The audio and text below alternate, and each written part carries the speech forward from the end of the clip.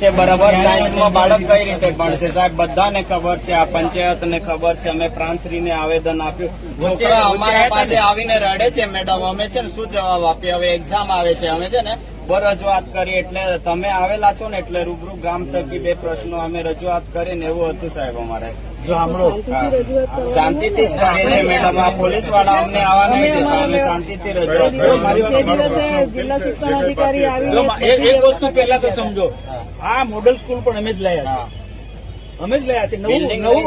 નવું હોય ત્યાં બધી તકલીફ રહેવાની છે. જગ્યાનો પ્રશ્ન હતો. આખા ગુજરાતમાં મોડલ સ્કૂલો નવી નવી ઠેર ઠેર નવી સ્કૂલો નવી, એટલે પ્રશ્ન રહેવાનો. અને અધિકારીને તરત મોકલ્યા છે. બેન પણ આવ્યા હતા. બધા જે પણ પ્રશ્નો છે એ દિવસે એ લોકો ઉપસ્થિત નતા સાહેબ, અને બીજા ગામ લોકો ઉપસ્થિત હતા. તમે છે ને જેટકોની જમીન બાબતે આવ્યા હતા અને મેં છે ને પ્રાંત સરને જેટકોની જમીન બાબતમાં ગામ લોકોએ ખોટો વિરોધ કર્યો હતો. ના, વિરોધ નહીં કર્યો સાહેબ. હવે સ્કૂલ ના હોય અને જેટકો બનાવો, અમને શાળાની જરૂર છે. જેટકો ની પણ તેટલી જરૂર છે. આ વિસ્તારના ખેડૂતોને સિંચાઈને બહુ મોટી પ્રશ્ન છે.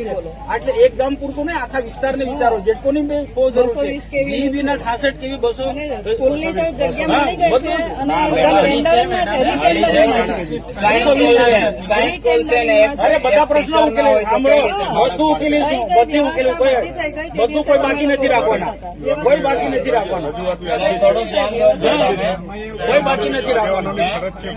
મોડલ સ્કૂલના બાળકો પ્રાથમિક શાળામાં ભણે છે, બરાબર. અમને દુઃખ થાય છે ગામના નાગરિક તરીકે. એ વૈકલ્પિક વ્યવસ્થા છે. મકાન બની જશે એટલે આપણી બધી સુવિધા મળવાની છે.